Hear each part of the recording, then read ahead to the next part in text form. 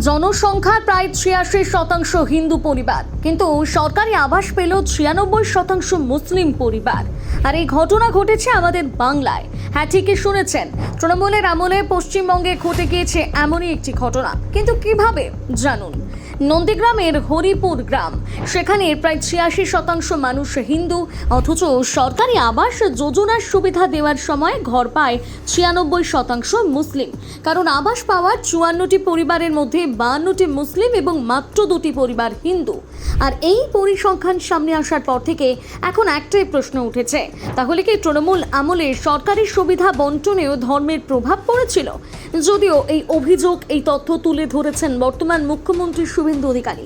৮৬% হিন্দু বাস করে, ৫৪ জনকে আবাস দিয়েছেন, ২ জন হিন্দু, ৫২ জন মুসলমান। ফলে এই তথ্য এখন শুধু পরিসংখ্যান নয়, রাজনৈতিক বিতর্কেরও বড় হাতিয়ার।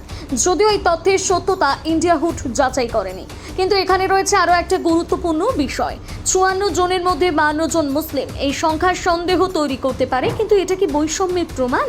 কারণ আসল প্রশ্ন হলো, এই গ্রামের মোট কত পরিবার আবাস যোজনার জন্য আবেদন করেছিল?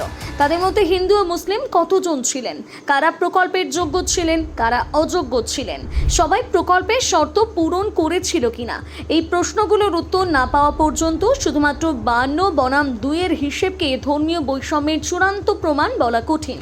মুখ্যমন্ত্রী শুভেন্দু অধিকারী নিজেই বিষয়টি তুলে ধরে বলেছেন, এমনকি তিনি দাবি করেছেন গোটা রাজ্যের হিসেবও তার কাছে রয়েছে। তাই এখন আসল প্রশ্নটা হলো, এই ৫৪টি পরিবার কিভাবে নির্ধারিত হয়েছিল? যদি যোগ্যতার ভিত্তিতে হয়ে থাকে, তাহলে সেই যোগ্যতার তালিকা এবং নির্বাচনের প্রক্রিয়া প্রকাশ্যে এলেই বিতর্কের অনেকটাই অবসান হতে পারে। আর যদি কোথাও নিয়ম ভাঙা হয়ে থাকে, তাহলে ধর্ম নির্বিশেষে তার তদন্ত এবং ব্যবস্থা হওয়াই স্বাভাবিক। কারণ সরকারি আবাসের অধিকার ধর্ম দেখে নয়, যোগ্যতা দেখে নির্ধারিত হওয়া উচিত। শুভেন্দু অধিকারীর এই পরিসংখ্যান নিয়ে আপনার কি মত? জানাতে ভুলবেন না কমেন্ট করে।